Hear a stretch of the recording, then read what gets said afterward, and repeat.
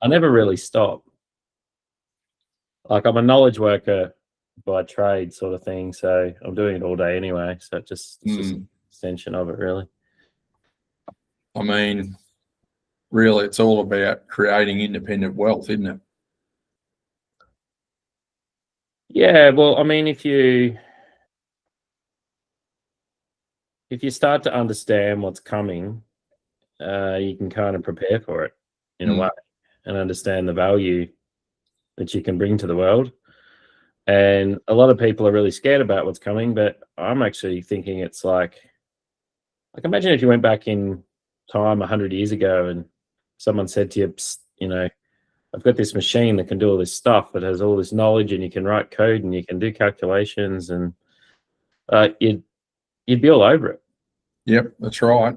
But our society is the opposite. We're like, "Oh no, I'm scared of it. It's going to get rid of my lame spreadsheet job." I'm like, yeah, it's because we're not actually conditioned to build anything anymore. No, just conditioned to turn a little handle, and that's about it. So yeah, and I just think you need to be constrained. The Unemployable podcast that I listened to was talking about that today, about how humans are actually traditionally creators, and we need to get back to those roots and just use AI as a tool to create. Yeah. Which shout out to those guys. If anyone wants a podcast about about side hustles, business, AI, the Unemployable. So the whole idea is they are trying to coach you on how to become unemployable because you are self-sustaining. Yeah. No, I think it's going to be a growing industry, to be honest. I mean, you can use the skills to build stuff, but you could also use the skills to help other people to build stuff, and then that's going to become a source of value. So it's kind of why I'm doing this. And genuinely, this is interest for me because, like, if I have to turn up every week and do something, it forces me to learn something or do something, and so I'll increase my own skills, and then it's just virtuous. So I really want. So we've done 4 lessons thus far. Why do we care about AI? I think it was prompt engineering, agent building, and then vibe coding. I'm going to do something a bit different this year. I'm going to start with a topic today. It's going to be like a lens of all of those things mashed together. I'm actually going to introduce the concept of using AI to do data work. If you want to solve complex problems with data, how you can potentially use AI to help you optimize something or solve something. It's going to be pretty fluid. I did try it today and it worked quite well. And I pulled a sort of a prompt out of what I did today. And I'm going to step you through also last week, a new tool came out called Claude Co-work. So that's essentially like Claude Code that we've shown before, but it's got a user interface. So I'm actually going to show you that. Now, just so you know, you can only access this tool if you have Claude Max, which is very expensive. It's about $100 a month. I have been using it, and it is insanely powerful. And if you are a knowledge worker, I think if you're not using these tools, you're kind of crazy, because the productivity I've seen has just been immense. But not a lot of people want to spend $100, so I thought I would show it to you today, so you could kind of get an insight without having to download it yourself. You can get it on Pro too, man. Co-work, can you? Yep.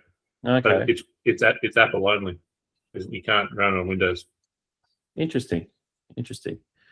Yeah, and you can also do this with Claude Code as well, or you could use Gemini CLI, or you could probably use Qwen CLI. So there's a heap of tools you can do with this.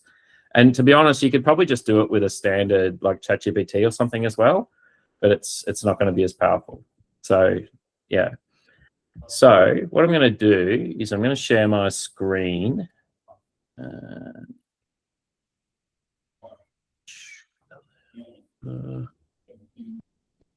Share. Okay, can you see my screen? Yep. Yeah. We'll put this down here. Hopefully I can still sort of see it. So this here is Co-work. So essentially this is just like the Claude app that I think it only works in Mac, that I think Randall has already said. But I'm not actually sure of that. I saw it today. Let me just check.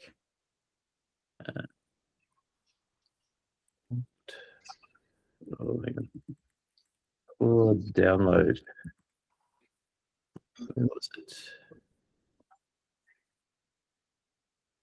Yeah, no, it is for Windows now as well. So I think that's just a new thing.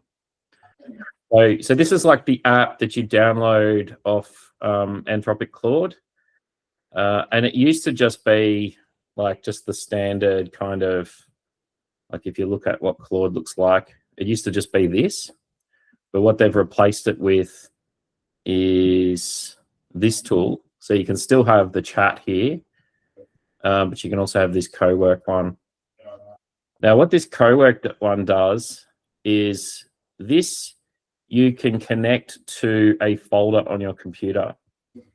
And today what we're going to do, so this is the use case I want to do today. So if you look up here in the right-hand side, there's a PowerPal data.csv. So a PowerPal device is the thing that you can connect to the meter of your house.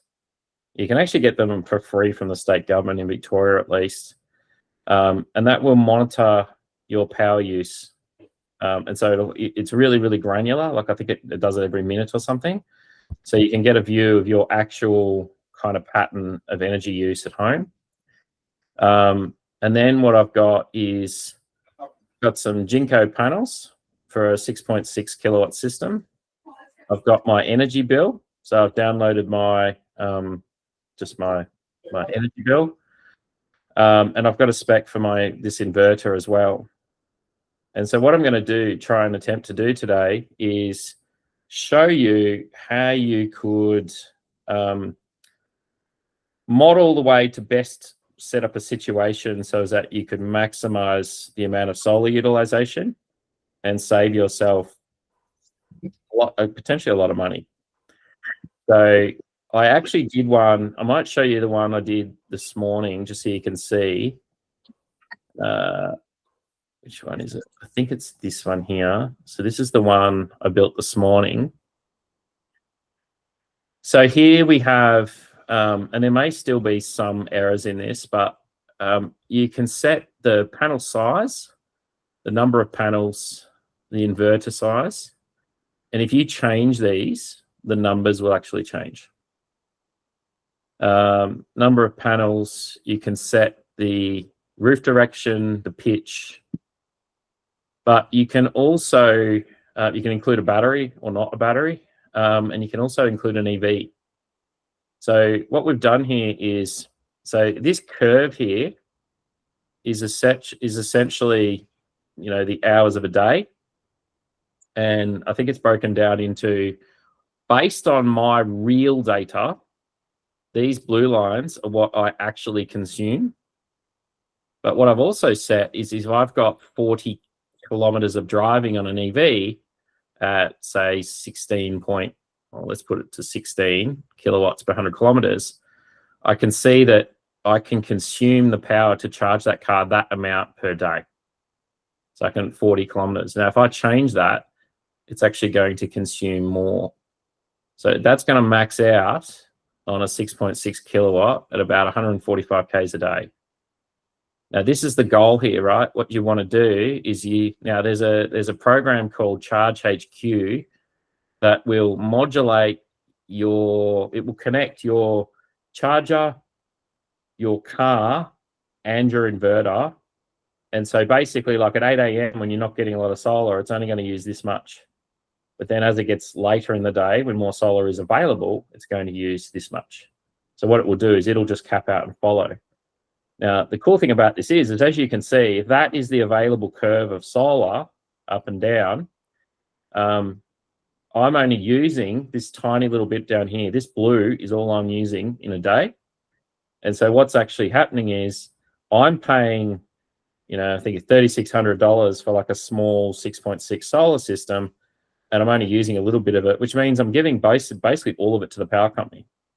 But if I introduce an EV, like 145 Ks a day, if I was using, say, 12 litres per 100 in a, let's say it was 12 litres per 100, what's that, about 16? So it'd be like $32 a day worth of driving energy I could take out of a $3,600 investment. Now, the other thing I put in here is this, which actually shows you the curve in different months. So as you can see, I can see what the deficit is over here. And I can also see what the curve's looking like. So those reds are like the extras. So you can sort of see like annually through the year. So what I'm going to do today is show you how really quite simply you can build something like this with data. And so you can solve basically any problem. Yeah, this took me about, I don't know, probably about 20 minutes. So it's pretty cool. Okay, so that's the target. So what I did was I actually kept the prompt. Let me just close that one down. Sorry, it's opening in the bottom. So the original prompt I had was this one. I would like you to please analyze the PowerPal data. This is my electricity consumption information. I am looking to install a 6.6 kilowatt system with Jinko panels with a 5 kilowatt Solis inverter. And I want to add a Tesla Model Y. I want you to build me a fully comprehensive dashboard that explores the topic. And just for reference data, I've also added my energy bill. In the output, don't put my address or any identifying information so I can share this. Think like an expert in solar, renewable power, and data science. So that's all I did to do that. But when I completed it, I also did this prompt.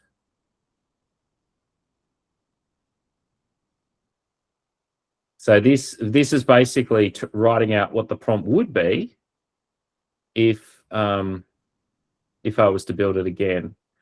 So just for fun, I might actually just try this.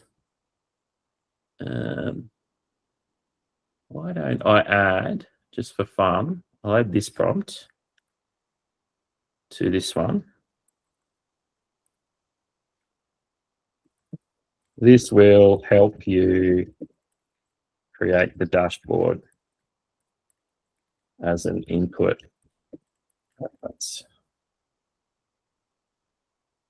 Okay.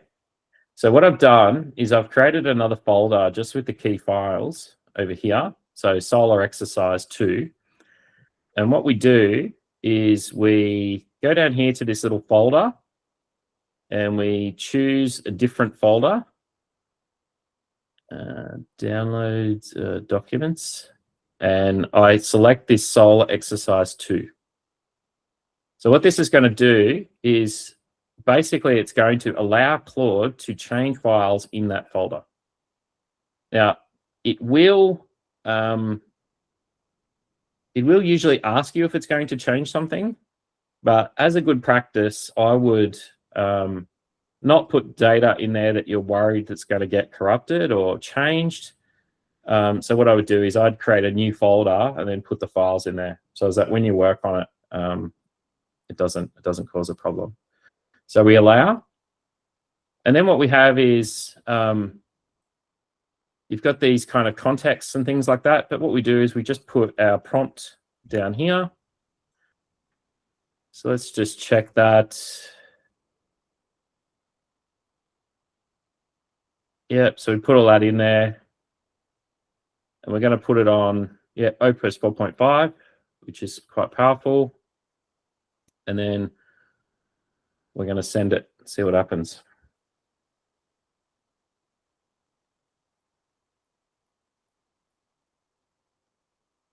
So I'll analyze your data file and build the comprehensive solar investment dashboard. Let me start by reading the skills file and then examining your uploaded data. So it's pulled in the files that I've referred to. So that's kind of like what it's working on. But all of these files that it works on, it puts in, I think it's this scratch pad here. So here we go. So it's actually now building out kind of what it has to do. And you can kind of see the steps it's going through, and it will record all of that. So it's looking, it's analyzing the data, it sees the minute-by-minute readings in what hours. Let me analyze the data comprehensively with Python.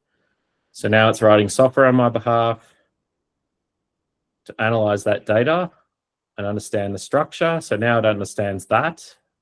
So it's talking about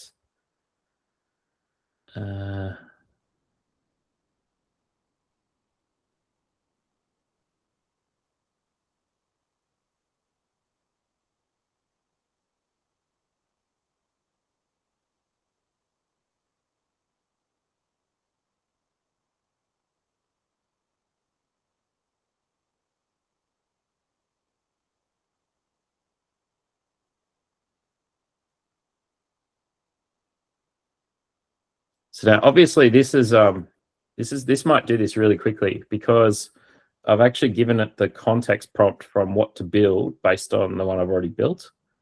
And there was like maybe 4 or 5 iterations to get that last time. We'll have a look at what happens. Now, the cool thing about this technique is, let's say you wanted to, like, let's say in the press, there was a debate over whether the government's given increased or decreased the amount of money going to the CFA. You could quite easily get the annual reports from the CFA and Victoria Fire Services. You could feed these all into a folder. You could give it an exam question and then let the agent go and do the work. So the agent has the ability to access code, and it actually understands data science, and it can interpret information and be able to write basically software on your behalf. So in the old days, you know, when you wanted to do data science, you know, you had to get the data all in the right format. You had to do all the transformations. You had to write the code yourself or use some sort of tool to do it. And that generally took a long time and a lot of complexity. But now, you know, you can solve something like this relatively quickly. So I think everybody, there's no real excuse for people not to do, you know, some level of reasonable data science now. If I was a young person and I was studying physics or maths or something like that, you could also use it to analyze scientific data, draw charts. Yeah, so you could probably just tell it what charts you want to draw and it would go and draw them for you. So this is actually working, by the way. It's just actually doing the thinking to work out. So it's going through all of that analysis and it's, you know, thinking about what it needs to do. It's looking at the data, it's looking at my inputs, and it's working on it.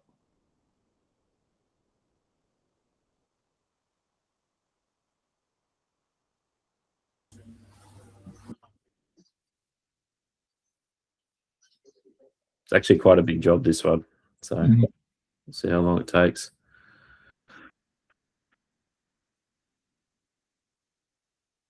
So before I finish, I let this finish,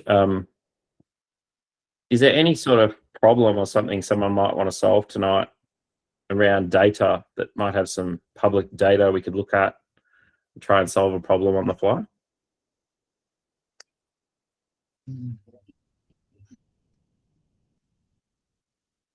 No, I've got nothing.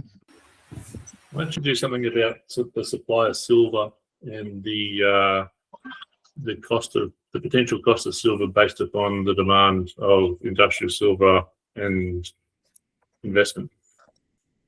Yeah, that's an interesting one. Let me just write that down. This won't take much longer, I don't think. It's just thinking away. So price of silver,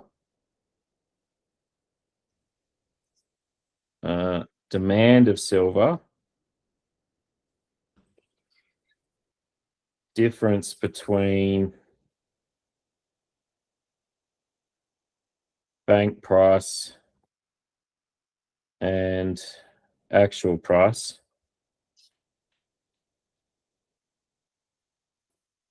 I might do something. Here we go. I think it's something just popped up on my dashboard. Okay.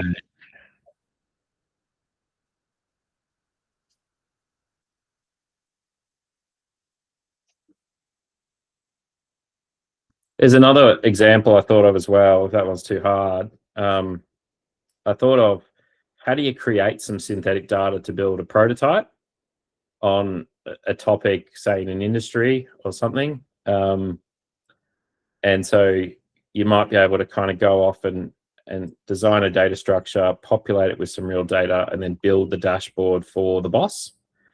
And so if you could master that, then when you go into work or go to school, you could kind of like build prototypes for things to pitch ideas at work, you know, so as that you might get an opportunity to do something with real data. That was another one, but I think we'll try the silver one. That sounds fun. Yeah. So let me just bring up, I might just bring up, if I just bring up Facebook for a moment.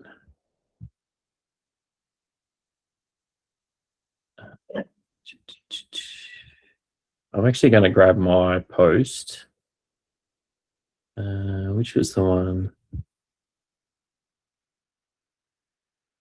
I'm going to grab that one. And then what I'm going to do is I'm going to use, I'll use Gemini. And I'll say, I'd like to try and build a forecast model of the price of silver, the probability that the price of silver increases because of the gap between the bank price and the real industrial need price. Use this prompt to frame your thinking.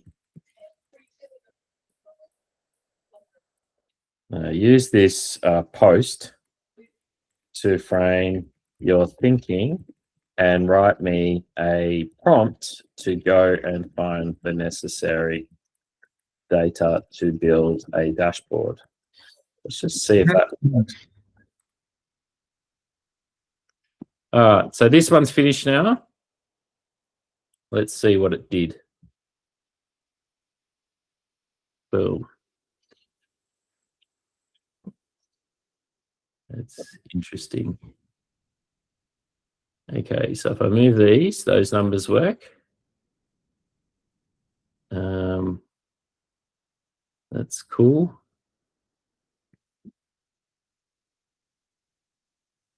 If I click on this, works. I like that actually. That's quite good.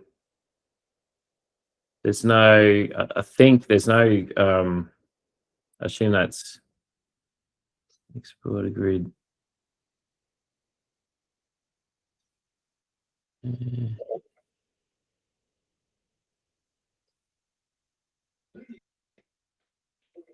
So you can change the financials there as well. So yeah, that's not bad for a one-shot prompt, is it? Pretty good. So I think there's no what would we call it, a legend on the daily energy profile. So if I go back to, so it's just like vibe coding. So you go back and you say, hey, on the daily energy profile, there is no color legend. Please fix that. And also draw a line of my consumption before I use any solar power. Sorry, before I use any EV charge consumption. See what that does. So like vibe coding that we did last year, you can essentially vibe code your charts as well, which is kind of neat. Now, just so you know, if you maximize that curve, I think I worked out you could save on 20,000 Ks a year, you could save about 5,000 a year in fuel. So over 5 years, that'd be 25,000 plus. You'd obviously maximize the power use during the day as well. So that'd be say 1,200 a year. So you're up to sort of around 31, 32,000 a saving off a $3,600 set of solar panels, which kind of makes it pretty. So if you work from home, it's kind of ridiculous. Yeah, so that worked pretty well. Let's go back to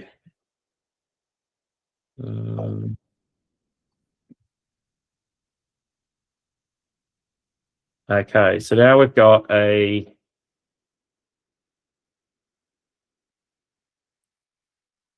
so let's grab that. Let's for fun just put this into here and see what happens. So I'll go new task. I'm going to create a new folder here. And sorry if I go too fast. Sometimes people say I go too fast. I'm sorry if I do that. So let's create a new folder called Silver Price. So again, we connect it to our folder. Documents, Silver Price. Yes. Now there's no data here, but what we'll do is we will put that file in there.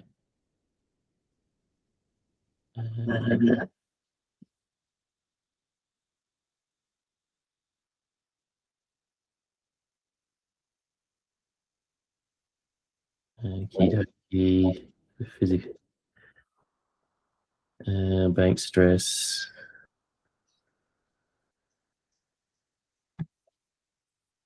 You might need to do some research. To figure this out.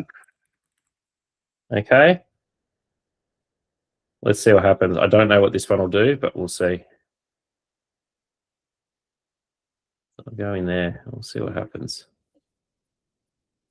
Okay, so I took a social media post that I essentially prompt engineered. It's off my own ideas, but it helps me frame things sometimes. And then what I did is I took that and the concept that Randall put together. Now, see how it's got that context there? It's doing web searches. So they're your tools, right? So it's going to start to look at that objective. And so as I was talking about, like when we first started the AI journey, remember I was talking about the rubric cube? You know, you sort of just need to get, it's almost like creativity, right? You're starting to sort of go, well, what data can I do? And what problems can I solve? And, you know, so it's really, really flexible. So now it's going to go off and do some research. Tim, while it's doing that, how many credits or how much did it cost you to do the other dashboard? This is a really interesting point that you should understand. So I was spending about, you know, $20 a week US on credits for Claude Code. And some weeks, if I did like a really big job, it would be more. Claude Max, which is $100, gives you like literally, I was hammering it this week, and I think you get 240 posts every 5 hours, which is about 40 an hour. So I did run it out this week, but for $100, like I absolutely hammered it. Like I was creating really big documents and stuff. So if you want to do Claude Code stuff, I would just get Max. Like it just works out cheaper. And if it runs out after 5 hours, like I was getting it running out after like 4 hours and 15 minutes. just wait 45 minutes and you can start again. You get it resets. So I think you get like it's like 100 and something hours a week or something. It's more, it's double your day job. So you're not going to run it out. And then if you ran that out, there's one that's even higher. It's 4 times higher than that again, which is $200 US, which is a lot of money. But if you saw what you can do with it productivity wise, it's peanuts. Like if you're talking about work, it's pretty cheap. So the other thing I could do here is while that's going, if I wanted to bolster it with some more information, I could probably go across to something like Perplexity and put the same question in there. And the cool thing about Perplexity is it has some pretty deep data sources. Choose a model, attach, set the sources, deep research.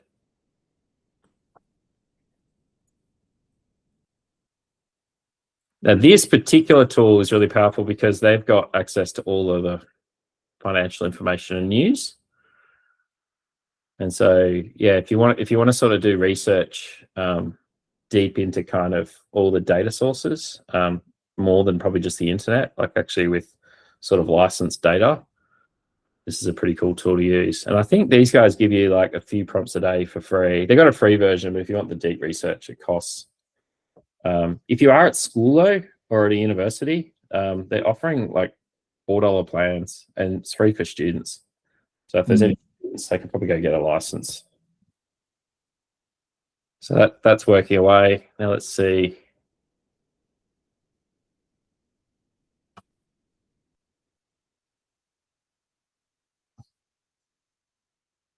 Okay, so where are we up to? Okay, so it's compiling the dashboard now. So it's actually gone and done all the research. You can see what it's done. Yeah, you can comment and do things around this. Now this is absolutely wild. This tool was vibe coded with Claude Code in 1 week. That was like something that they announced. So that's how fast software development's going now.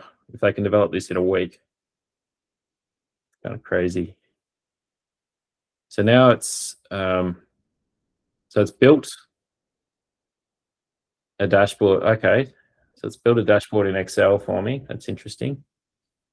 I don't think I'll open that yet because it's probably the other thing I'll say about Claude Max is it now has skills. So it can write Excel files and it can write Word documents, and it formats them really, really nicely.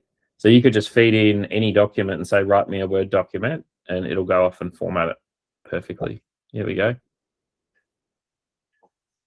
Okay. Wow. The silver market in January exhibits multiple. Let's see if this opens. There we go. Now that is just wild.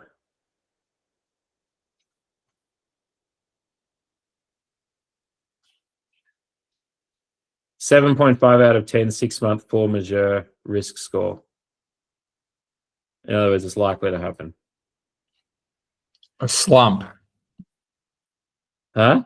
A slump or?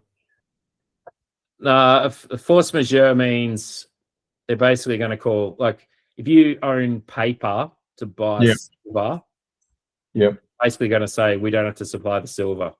We'll just give you cash.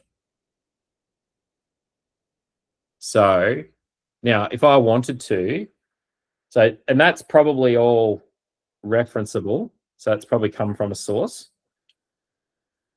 The other thing you can do with this as well is you could analyze, like, I don't know, say you had some weather data coming in from the Bureau of Meteorology. I know, Bruce, I think you're in water and stuff like that.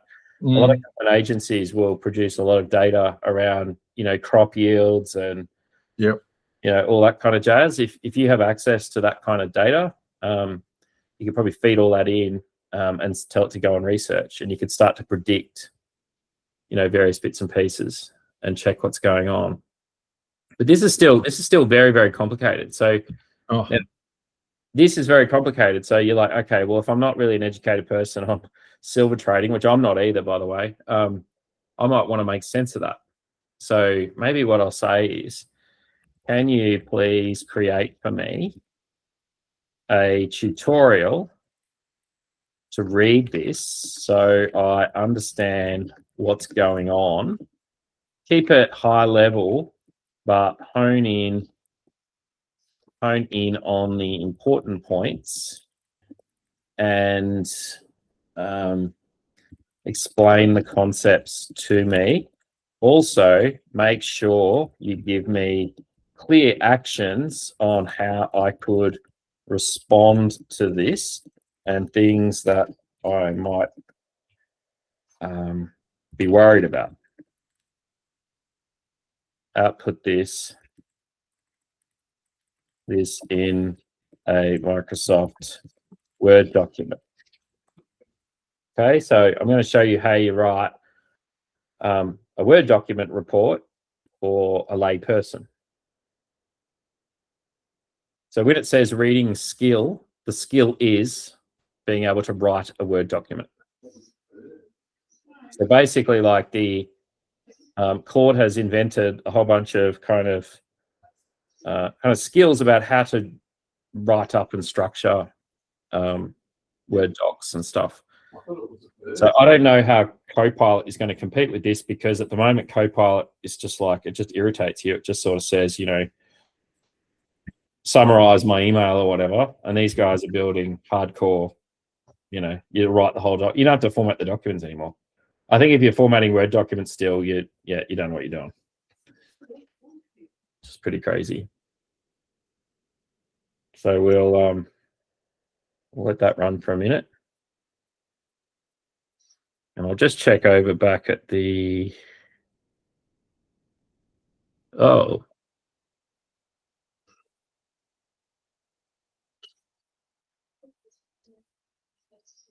stressed starts at 2.1. We're at 3.94.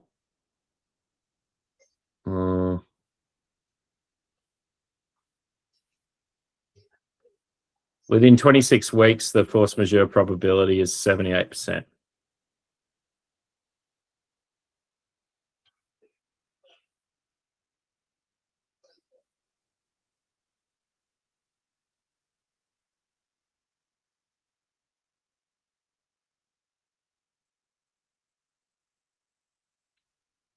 Now, I would say as well, when you do this kind of work, don't just assume it most of the time it is right, but I would always check stuff, check numbers. Like, don't just assume it's right, because it can do stupid stuff.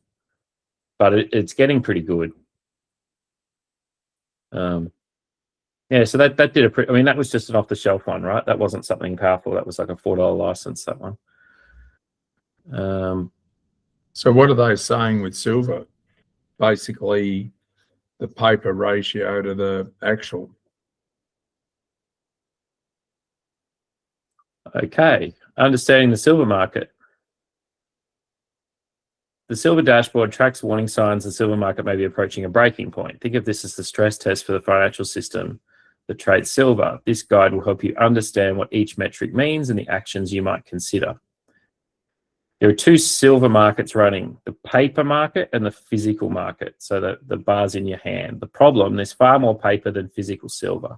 This works fine as long as most paper holders never ask for delivery, but if too many people demand real metal at once, the system can't cope.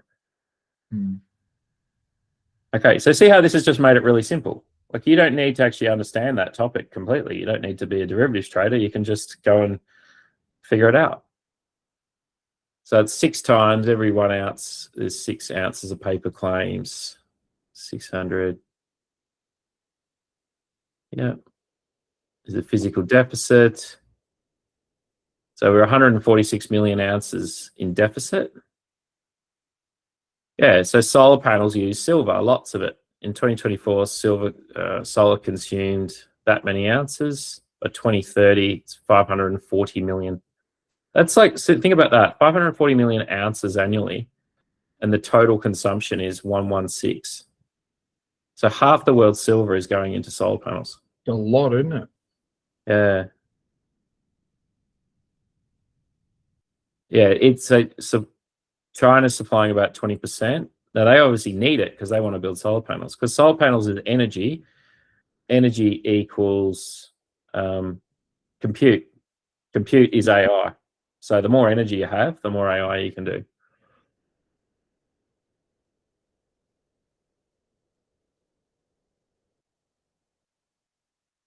So just to convert that ounces to kilos, it's probably a bit easier. There's 35 ounces to a kilo. So if you divide those numbers by 35, you get it in kilos. Yeah. So if I wanted to then say, can you draw me a dashboard with some charts that explain the problem to me?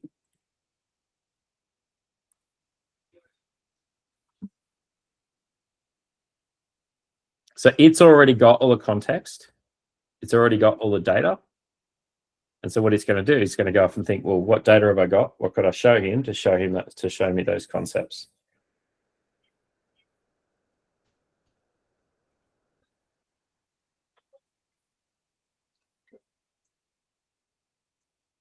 And if you think about, like, I'm a knowledge worker, and I remember times where you wanted to model something and it would literally take weeks or days or weeks to kind of get the data, build the spreadsheets, build the, you had to sort of master Excel.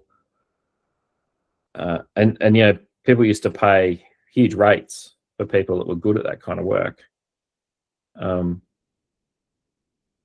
think a lot more very lay people are going to be able to do data analytics. But if you notice what we're doing here, it's very creative.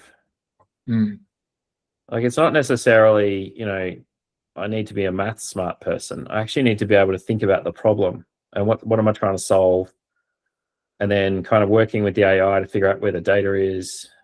And then here we go. So let's see what this comes up with.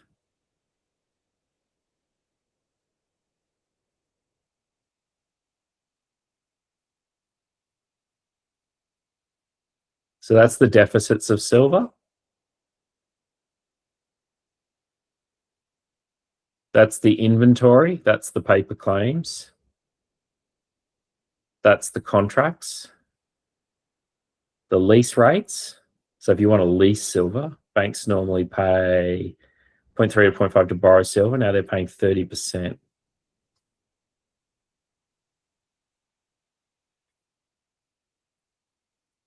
The silver price is over $100. So this is real data. I mean, this is today, $104.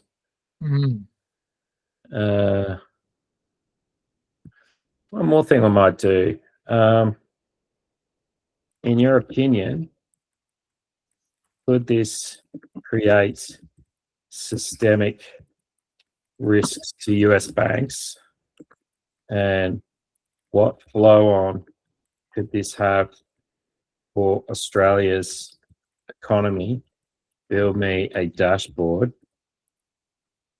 that also has text to explain the risks here.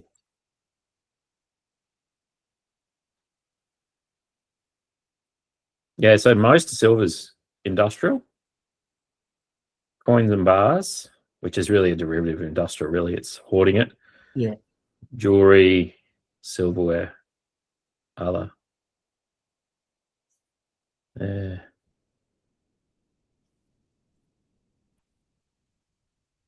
So let's see.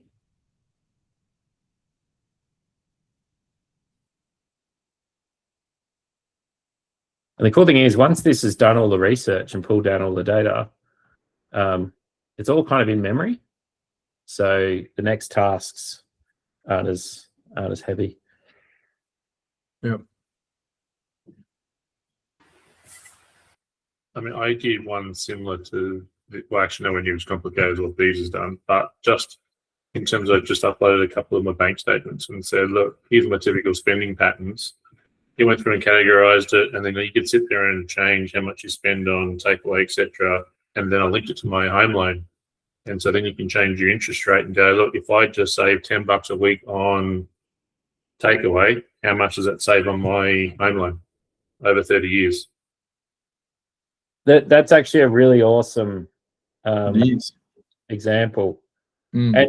And you could even go further with this. If you wanted to, you could vibe code something as well, so as the person could upload their transaction data in a format and use the AI to do the translation into the categories and stuff, and then you could basically build all the logic to look at all the stuff for them. So yeah, no, that's like that solar example. That's a real use case of mine. So I'm a petrol head. Like I've got 3-4 drives now, but I just thought, if you're not paying FBT, it's only $220 a week. I'm like, why push against the door? It's kind of like pushing the wrong way. Go the other way. Use that for all the local kilometers, just for the wife and the kids to go around town. And I did the numbers. Like, I'm actually going to pay for the solar panels with some points I had on Amex, and I've worked out those Amex points cost me $2,800, and I can probably turn that into $32,000, which is like half the value of the car, which is basically the value of the lease. So if you think about the lease payments over 3 years, it's about $34,000. So I can basically get a $65,000 car for pretty much nothing if you just factor the energy costs. It's pretty crazy. Mm.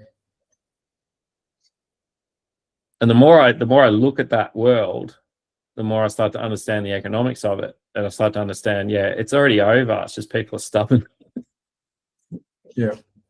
But they've politicized it. That's their problem. I don't know why they do that. It's crazy. Hey, Randall, what AI agent did you use for your model there, please? I use Claude. So I use Claude a lot at the moment for work since Claude, Tim's put me onto it. Yeah. Yep. Okay. Yep. Then my wife has been using Gemini for photo stuff. So we're going through renovations at the moment. And so she's been taking photos of our actual house and then takes a photo of a tile or takes photos of paint colors or textures and goes, hey, Gemini, can you please use this texture on this actual bathroom? And then it instantly gives you an image of our bathroom with the new tile in it. Yeah, how good's that? Yeah. Which is good for me because I can't visualize anything. I'm like an old Windows computer. I only think in 16 colors. That's a good idea, Randall. Why don't we that could be a little project we could do maybe next week.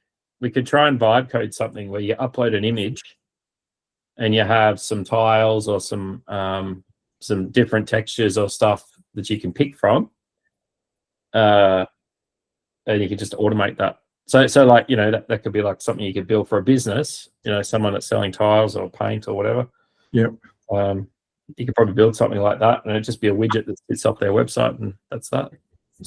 So as an example, the Colorbond website actually has like preset houses. And so you can actually go through and select, change the barge capping, change the windows to X, Y, Z. You can even upload photos, and it's not your house, obviously, but there's about 20 different houses. You can find one that's close to yours, and then it'll actually render it up so it kind of looks like your actual real house. And that's kind of the thing too. Like, if anyone on the call has any ideas, like things that they want to build, send me an email, and maybe we'll do it one week. And there might be something that you do in your life that you think you could build an app for, and maybe we'll just build it together. And then you can go off and use that. I'll even send you the code after. I don't care. So it's pretty fun. The apps that you build now as well, you can, it's getting pretty easy to host those apps as well. So you can get some pretty production grade stuff now really quickly. So I think this is nearly finished. I think this has had to do more research because it's a sort of it's talking about Australia now, but we're building the dashboard now in the background. So, you know, in this, sorry, Dave, while that's running, is there, like, you can obviously get Claude Code to do stuff on your own personal computer. Can you then get it to, I don't know, there's people banging on about how they get it to book airline tickets or to, you know, can you get it to do other stuff that's not on your computer but on your behalf? yeah, there's a tool called Vercept that can do that pretty well. I know there's a tool in OpenAI has one as well. Let's have a look. Yeah, I find those ones that go and click on websites and find stuff, I find them they use a lot of tokens and they're kind of expensive. Oh, shit. Wow. US banks hold 1 trillion of silver derivatives. 437 billion at JP Morgan.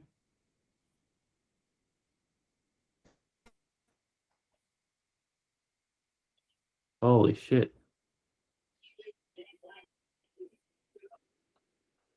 Oh my God.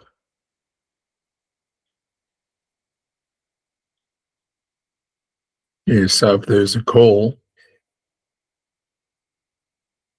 Yeah, and you notice how Trump's suing Jamie Dimon at JP Morgan? They're starting to demonize Jamie Dimon.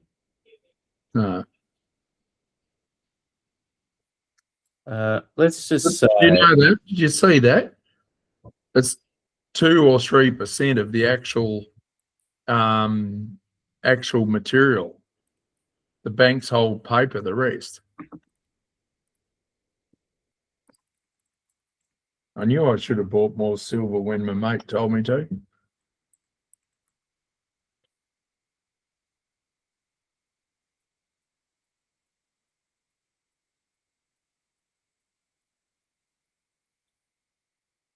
Well, the good news is it's only 2 to 3%. Mm-hmm.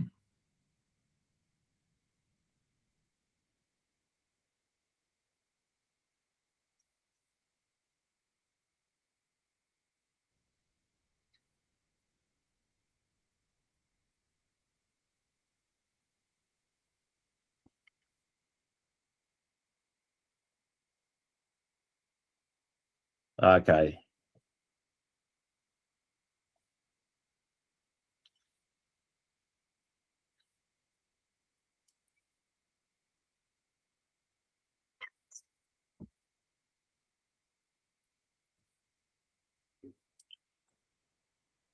Yeah, this is the thing I'm concerned about, the funding.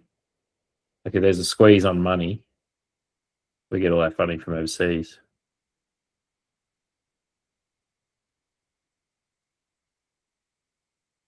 Yeah, we don't have a lot of, we're pretty cool. We actually produce a lot of silver, so it's probably good news for us. It's not much though.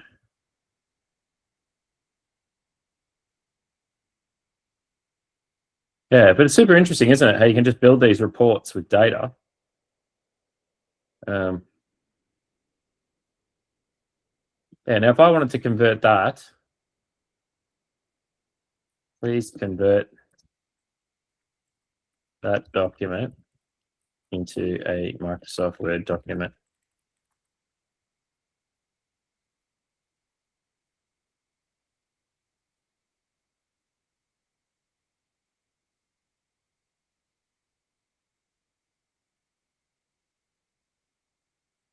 Yeah, so if you want to pull up data of what's going on in the world, this is kind of, there's a lot of people, this stuff's boring, right? It's finance, whatever. But you could look at it, you could look at across anything, sports, entertainment, I don't know, politics, engineering, investing, whatever you want. And or it could be something like I might do another example.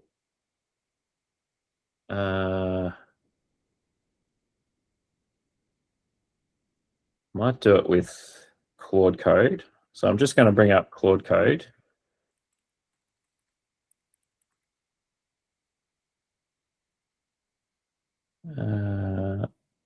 Let's go. So I'm adding a new folder to work in. Incident database. Okay.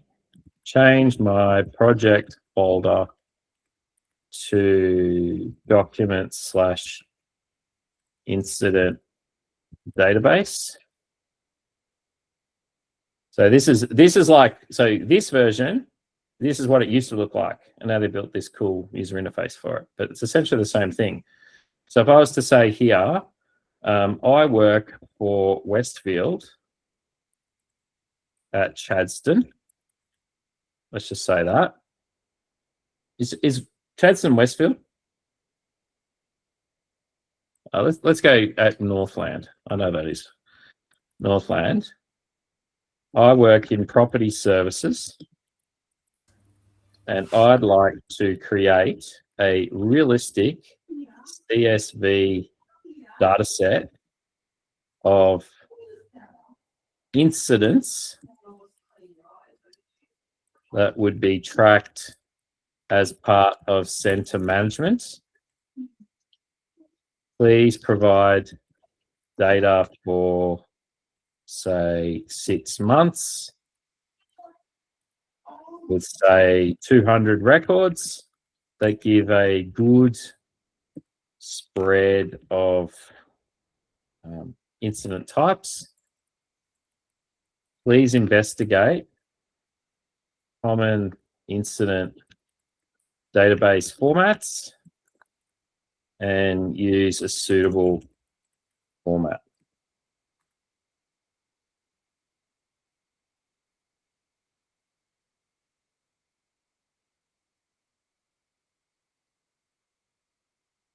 Yeah. So that was that other job. So it's written me a Word document with that stuff, blah, blah, blah, blah. So the reason I'm showing you, put that one down there. The reason I'm doing this one is, even if you don't have data in a work environment, you could create a synthetic data set, build a working prototype of your solution of something that you want to show your boss. And if the business need is there and it's of extreme interest, and you show it to your boss, even if it's fake data, if it shows business value, they're probably likely to want you to do the real one. So it's a really great entrepreneurial tactic. Like, you could build something for, I don't know, you might try and solve some sort of small business problem, or you might solve something for a farmer, or you might solve something in a particular industry. There's nothing really stops you going and building something with synthetic data and then going and showing people. And then if they go, hey, this is really interesting, this would really help my business, you could potentially get work or do something with that business to solve some sort of problem. So if you want to use these skills for entrepreneurship, don't be afraid to just, don't think you need to go and get the data to do it. Just go and build some data. And then what you can do is, once your app is done, you can actually just refactor it. So you can just give it the real data and say, hey, can you refactor this app based on this data? And it will just rewrite whatever you're trying to solve. So now we're building our data. It's flabbling.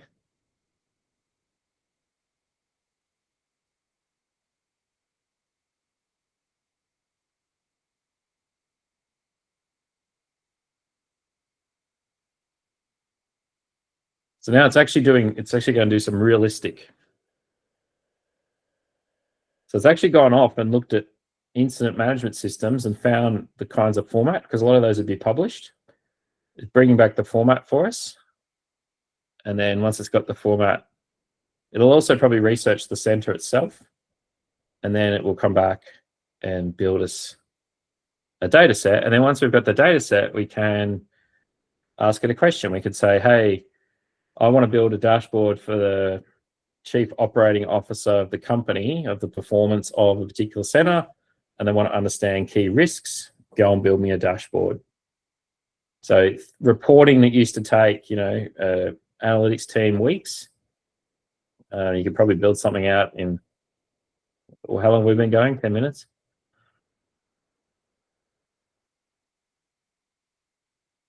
So this will take a moment because it's going to go through and create me a couple hundred records. And this is just using Gen AI to create them. So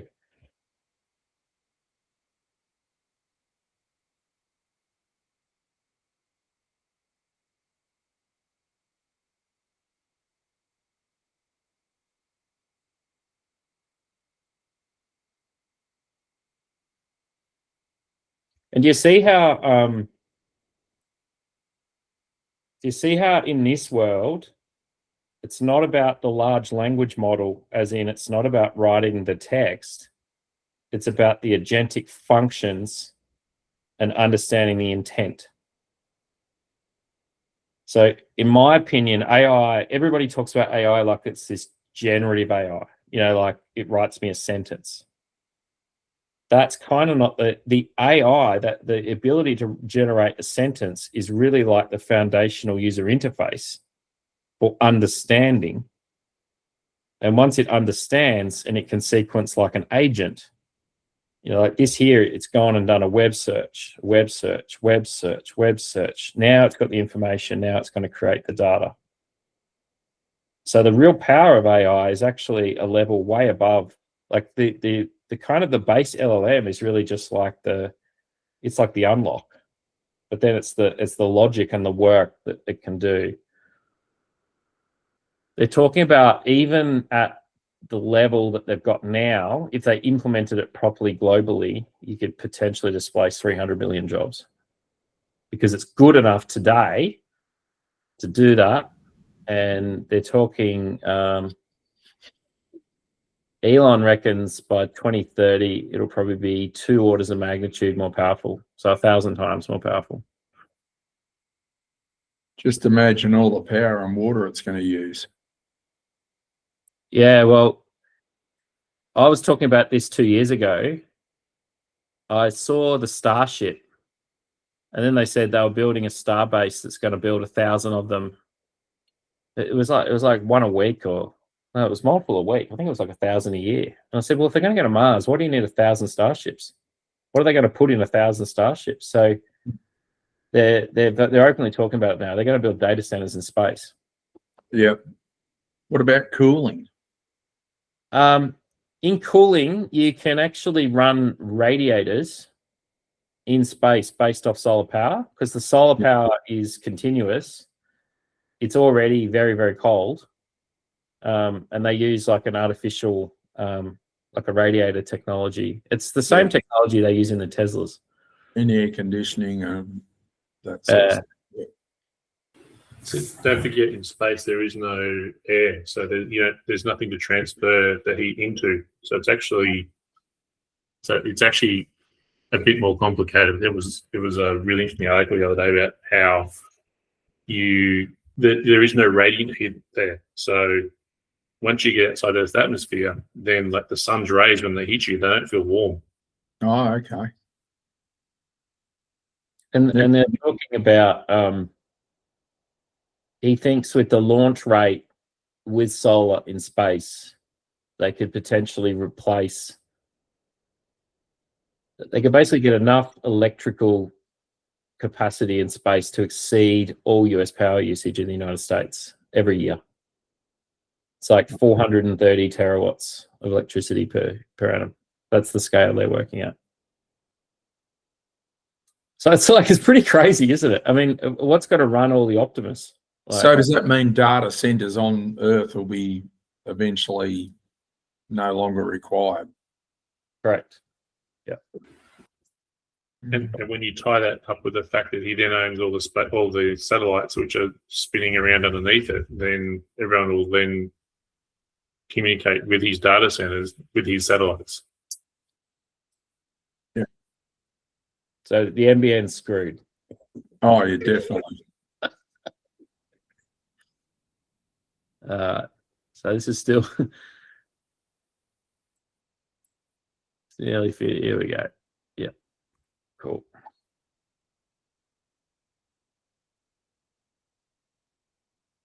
So now it's creating my data set.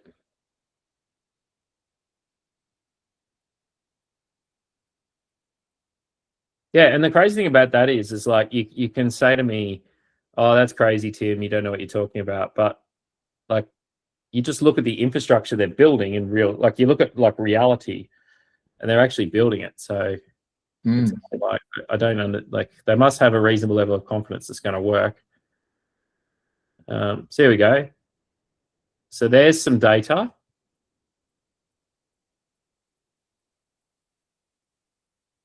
Okay, now I work for Westfield, and the COO has asked me to build them an operational database of an operational dashboard of everything going on at Northland. Can you please create it? Create me one in HTML as a prototype. Please make sure it covers regulatory issues. I do like the way you ask it, please. I actually say that wasted an enormous amount of energy. So here, so you can imagine, you're working for Westfield, you're some junior little employee, and you come on board, and then, you start to, you might have found out that there's been a lot of problems at Northland, and you want to get better data to the boss, and you haven't got any data because it's all in IT systems that you don't own, and it's all a big mess. And IT, if you ask IT, it's going to take them 6 months to do something. So you could just take it on yourself to go and, build a mock data set and build a dashboard and go say to them, hey, look, this is what we could do if you could get me the real data. And if your boss could get you the real data, you could build a dashboard. You could probably just run it locally on a computer, or you could host it somewhere. And yeah, so that would be super useful. So that was really the intent of this lesson, was really just to show you how you can you can create data, you can flex data, you can explore topics, and you can model really complicated things that are dynamic.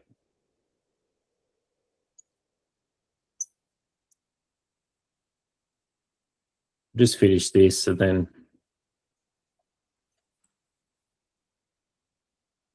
so yeah, if there is anything you want to work on or build, have a think about it and send me a note, and we might create some sort of backlog of ideas of things you want to build. Because at the moment, like, I can come up with an idea every single week, and I can bring stuff. But I hope you got something out of this one, and yeah, you'll start thinking about, oh, what problems can I solve, and think of it as just like a tool belt. You can now do any data science function. You can now basically build just with text. You can basically ask it to do things.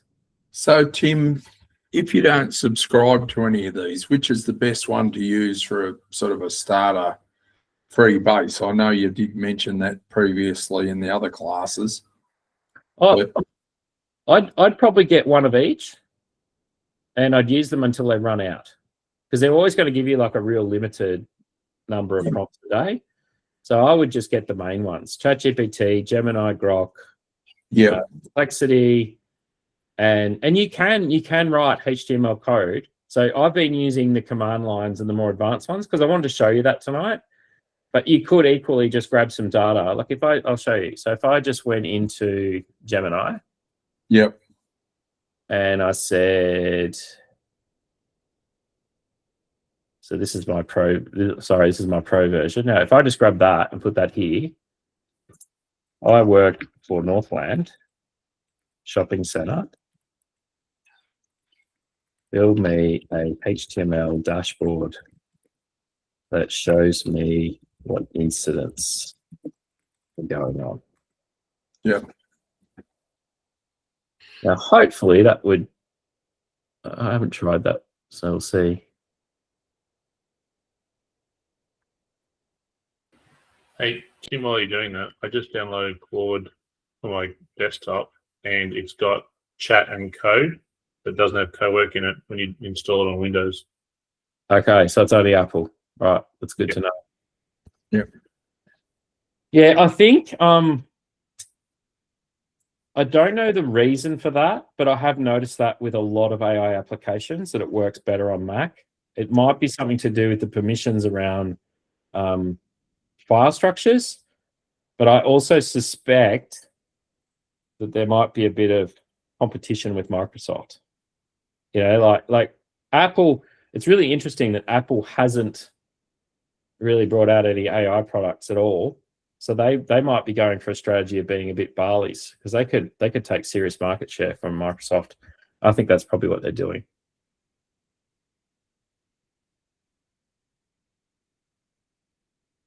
Okie dokie. So that's now writing that one.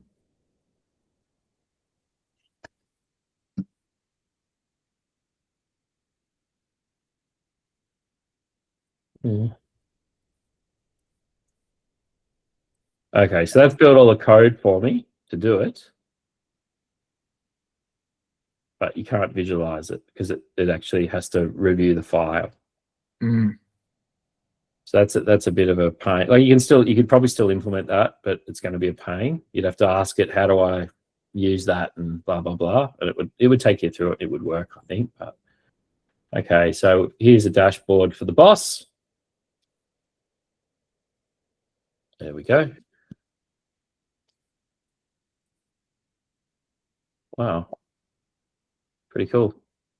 Slip, fall. What's the other one? Theft.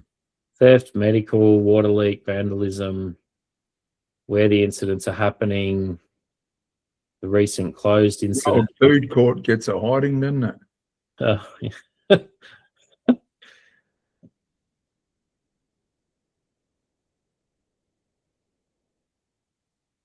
pretty amazing, isn't it? Yeah, so you can sort of see. Now, again, this is all fake data, right? It's all just that's right. Yeah. But it had the foresight to think about the kinds of data that would be there, and it looks pretty realistic. Mm.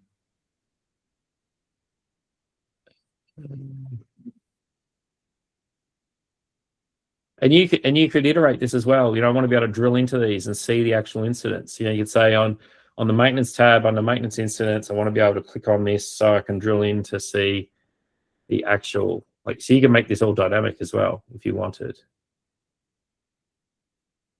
Insurance claims. Look at that. Yeah.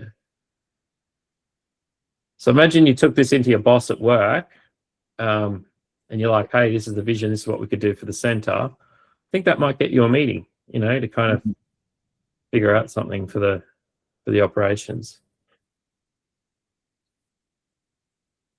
Are there any other questions? Are there any questions on this? Was there anything that was confusing or?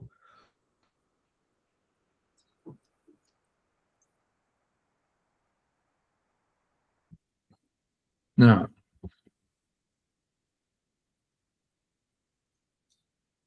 Can anyone think of any ideas at work that they would want to do with this now that they know this?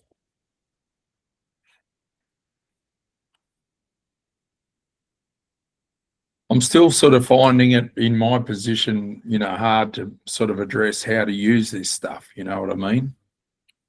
I suppose I don't do that much. Sort of like I do computer work, but it's mostly pretty basic stuff. Do you mean like quoting, or is it? Don't get involved in that. Yeah, I sort of do a bit of everything, but probably not a lot of everything. Yeah, but I'm sure like it's just for the, I suppose, I'm just trying to understand what a benefit it can have on businesses and things like that. But as you said the other week, we just move, we just sort of make things and do things, like farming and processing. Yeah, I'm wondering in farming if you sat down and you said, what are the key levers of things that are going to make me have a good year and a bad year? The rain. I can tell you it's rain. Well, imagine if you sat down. So this is just an open experiment. Yeah. Imagine you said, all right, I live in a particular region and I want to understand what's going to impact the bottom line business drivers of farms in this region. Yeah. And it's probably going to go off and do some analysis and say what types of crops are in that region, what types of soil are in that region. And then you could say, okay, well, then what's the impact of, obviously rain is one of the main inputs. Mm. And then you might be able to get API access or something to the rain data over time every day. So you might get the BOM data of your area. Yep. And you might be able to say, if you had yield information, so if the client had last year it was really good, the year before it was not so good, you had the last 10 years of data, you might be able to feed all that into an agent so that it understands all those variables. And you say, go and do the research, go and look at all this data and try to build me a dashboard to understand what my likely financial yield is going to be this year, therefore what I should spend on fertilizer or whatever else. And you can potentially even, monitor the weather patterns and keep updating the data. So each day you kind of well, it's going to be good or bad, or should I pull a pin, or when should I maybe get ready to harvest something or whatever. Yeah. So Well, Bruce, potentially, if you've got sales data over the years, you could actually do, as Beeb said, and go, here's my rainfall plus rainfall, crop yield, cross-reference that against your sales data of whatever you're selling in terms of whether it's harvesting equipment or fencing or insert whatever. And if you could link that to then your bill of materials, you could then go, hey, hang on, last time this happened, we sold XYZ number of these widgets. Let's pre-order a whole bunch of steel and potentially even make one at risk so that when the farmers come in, because this potentially will happen, we've got one in stock, as opposed to going, sorry, man, it's going to be 12 weeks. The only thing is it's back to sort of we grow crops. So, okay. You're tied to a time. There is no option. You need to sow in April, May. Mm-hmm. Because if you don't sow, the things aren't going to grow. So if you either dry sow or you're sowing in rain, that's grouse. But you cannot afford not to sow, because you can get, you can sow in April and then all of a sudden May and June become wet. Then you can't go backwards because you've missed the window. It's like the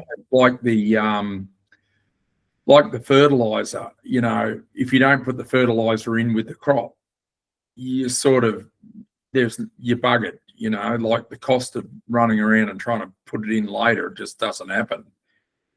So potentially, could you do these are the things that I need to sow, and these are the lead times for each of those items, keep track of the weather, my anticipated sow date is this date, and then suddenly I've got a to-do list for the next 6 weeks of, I need to make sure these things are ordered by this time with this amount, so therefore they're on hand for my D-Day. Well, the other thing is you're sort of chasing world markets too, like fertilizer at the minute. No, it's true. Fertilizer is imported, so unless you have the contacts and you have you order your fertilizer in a timely fashion, not that people miss out, but the price changes, which then affects your margin. So it's like the wheat prices at the minute. You know, we're battling low wheat prices. You know, we've had wheat prices as low as like $260 a ton. We've also had $450 a ton. So once you sow, you don't know what, like farmers are the only people who, what do they say? Buy everything wholesale. Everything at retail and sell everything wholesale. You know, you're sort of guided by the things that you know that you can't move, you know, like it's all timeliness, and no amount of AI is going to, you know, stop things growing out of the ground by the seeds, you know, and the ground temperature and the rain, and you know. See, if you look at the bomb and you go and you say, righto, let's do a model of what everybody thinks the weather's going to be like, it's that contradictive. And then you only need a local storm. Like if we get a storm, you know, the neighbour up the road, 2 neighbours or 3 neighbours up might not get it, but we get it, and that sets us up for the year. So, you know, yeah, I don't know. Maybe I should have done something easier. So it's an interesting one though, Bruce. Like if you had that data, like it's never going to be perfect, but if you had at least those big pillars, so you don't stuff things up, because there's probably some like common major mistakes you could make which would really stuff you. Yeah. So if you built a model like that first model I had with all the, you know, the parameters on the side, you know, average, yeah, you could actually think about what are all of the parameters. You got rainfall, you got your fertilizer, you got your date, you got the crop type. So if you build a model that kind of starts to depict that, and even if you improve those model parameters by 10%, that might impact in a huge crop yield change. Yep. So you've just hit the nail on the head with crop type. You know, like whether you sow canola or lupins or barley, or wheat, you know, they're all different values for the crop, but you know, they all affect the soil differently too. So yeah, look, you know, that's what I've got to sort of get my head around. How can I use it to make the things that I do easier or better or more profitable? Really, that's the bottom line. One thing I know about it, the 2 sons have got to get into it. Yeah. I think it's just like it's like learning how to read and write now, I think. It's just another tool. Yeah. I must admit, I'm got a bit of an exercise with drones at the minute. I might put that into AI and see what they think of that. So what's the problem you're trying to solve there? Oh, because of what happens is when you get a few wet years in a row, you get a lot of growth in wattles and pines, right? And they always encroach on your farming areas. So if you let the pines grow beyond a certain height, it's about 3 meters, you're not allowed to push them over or get rid of them. Yeah. So I've been contemplating using a drone to map the area and then go and spray the small pines, right? Now, you know, you say, oh, well, this is not good for the environment, but like we're not talking about one pine tree. We're talking about thousands, right? And they just swallow up your farming land. And once they get too big, it's just too costly. So, and now the facts are with New South Wales is that if you don't get them by a certain stage, the LLS or won't let you, you know, push them over or do anything with them. So what happens is the value of your farm reduces because people only want to buy productive land. They don't want to buy land to grow trees. And the other thing with pines is everything underneath a pine is sterile. So if you get a bunch of pines that are all together and you get 100 pines, small pines in an area, and I'm talking about you can't walk through them, that ground's stuffed. It's sterile. It's done. Mm. So, so yeah, so there's a lot of challenges, but yeah, anyway. So I'm thinking of using a drone for that sort of work. Well, yeah, I mean, if you had the Is that images, a, you could use image recognition you could just feed the data in and just go and look for them all. Yeah. or is that a drone to map it with, or a drone to spray it with? Like, are you talking about like an XT1000, or are you talking about doing it with a Phantom 4? You need to map it and then you need to spray it. So you spray with drone as well? Yeah. You're not talking Nice. about drones. You're not talking about, like a bulk spray. You're talking about a targeted spray. Yeah. On saplings that might be, a metre high. Yep. But if you leave them and you don't crop that paddock for 3 years, well, you can't crop it. So yeah, anyway, that's another project. Too many projects and not enough time. All right, that's all I had for tonight. So it's nearly 9:30. Thanks for coming. Thanks for that. Send in your ideas, and we'll build something next week. No, terrific. No, thanks, Tim. That's great. Thanks, gents. See you later. And girls. Thanks, gents. Bye. Yeah. Thanks, Tim.